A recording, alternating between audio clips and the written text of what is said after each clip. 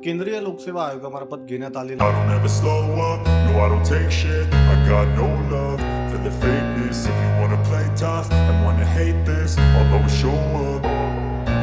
I don't ever slow up, no I don't take shit. I got no love for the fakeness. If you wanna play tough and wanna hate this, I'll always show up and make a statement. I don't ever slow up, no I don't take shit. I got no love for the fakeness. If you wanna play tough and wanna hate this, I'll always show up and make a statement. Everything I do so instinctive and so passionate. Every word I move so descriptive like an adjective. I got a vendetta against people who patented being negative when you should be getting after it.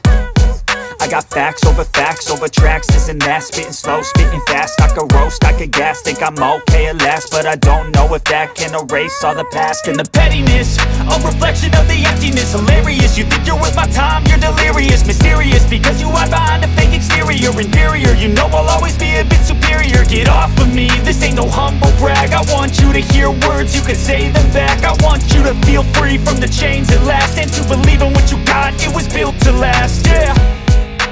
Now that I've been put through hell, I never got anyone's help. I had to do म्हणजे दुकानदारी करत असतानाच मी नगर जिल्ह्यामध्ये नगर तालुक्यामध्ये सोसायटीला सचिव म्हणून काम करतो. सचिव म्हणून काम करताना कमी पगारामध्ये अगदी कमी याच्यामध्ये आम्ही सगळे ऍडजस्ट करीत गेलो. मुलांनी म्हणजे मुलाला पुण्याला पाठवलं, समजा बीपीएससीचा अभ्यास करण्यासाठी, तो 7 वर्ष जवळपास पुण्यामध्ये राहिलाय आणि ते अभ्यास करून तो या पदापर्यंत यश मिळवलं. त्यासाठी कष्ट त्यांनी अपार अभ्यासासाठी त्यांनी 18 तास 15 तास अभ्यास करणं, अगदी सण सुद्धा असेल तर घरी येत नव्हता तो, कारण तो फक्त अभ्यास एक अभ्यास, दुसरं काही नाही. आणि त्याचे मित्र वगैरे सगळ्यांना फक्त पहिल्यापासून गॅरंटी की एक ना एक दिवस भैया हा ह्या पदापर्यंत जाईन, आपल्या गावचं नाव रोशन करेल किंवा आमच्या कुटुंबाला किंवा आमच्या समाजाला. तर आम्ही अल्पसंख्याक म्हणजे कासा समाजाचे, असं असताना समाजामध्ये पहिला कलेक्टर होतोय याचाही मला एक आनंद होतो. मी अंगणवाडी सेविका आहे, माझ्याच अंगणवाडीत तो शिकलेला आहे. त्याच्यामुळे माझा पहिला विद्यार्थी. ग्रामीण भागात शिकून सुद्धा त्यांनी खूप खूप मोठे यश संपादन केले. रात्रीचं 8-8 तास 8-8 तास अभ्यास करून त्यांनी खूप मोठं यश मिळवलेलं आहे. आम्ही सुद्धा त्याला जास्त हे म्हणजे उभारी द्यायचो नाही का. मागच्या वर्षी पण थोड्याशा मार्कावरून तो गेला होता आणि यावर्षी घवघवीत यश मिळून प्राप्त झालेला आहे. त्याच्यामुळे आम्हाला सगळ्यांना, आमच्या सगळ्या गावाला खूप खूप आनंद झालाय. सगळ्या नातेवाईकांना पण खूप खूप आनंद झाला.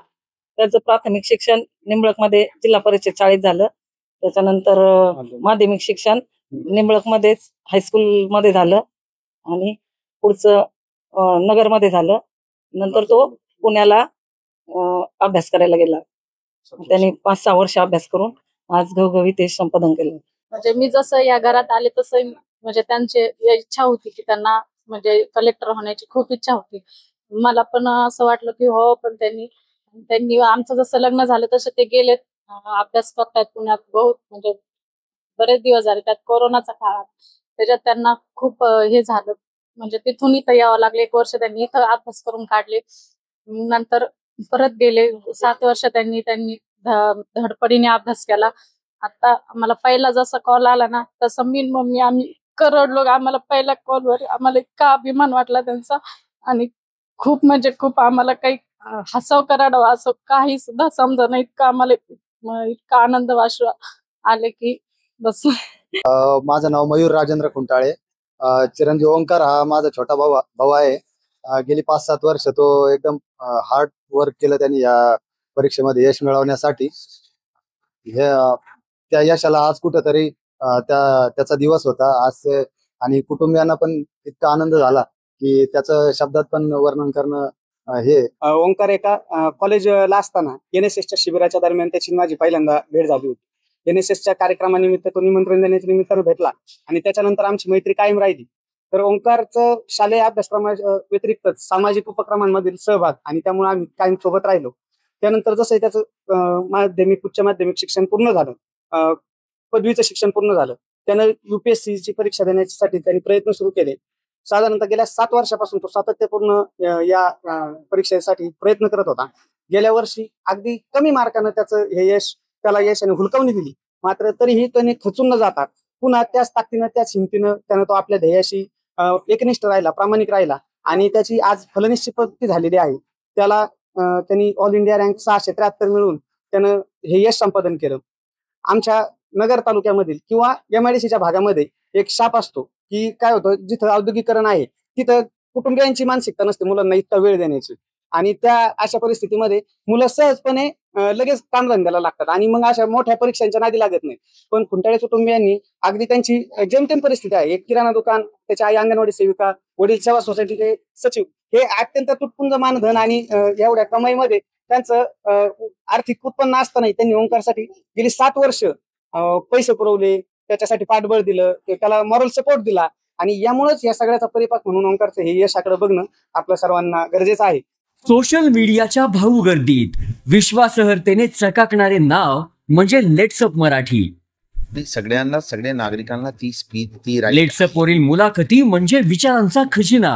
त्यानंतरच्या निवडणुकीमध्ये मला सोडून गेले. बातम्या केवळ वस्तुस्थिती सांगणाऱ्या, न प्रोपोगंडा, फक्त जनतेचा अजेंडा. क्योंकि आने वाला कल जाने वाला है, जाने वाला कल आने वाला है. राजकारण, मनोरंजन असो की क्रीडा क्षेत्र, महाराष्ट्राची स्पंदने संवेदनशीलतेने टिपणारे माध्यम म्हणजे लेट्सअप मराठी.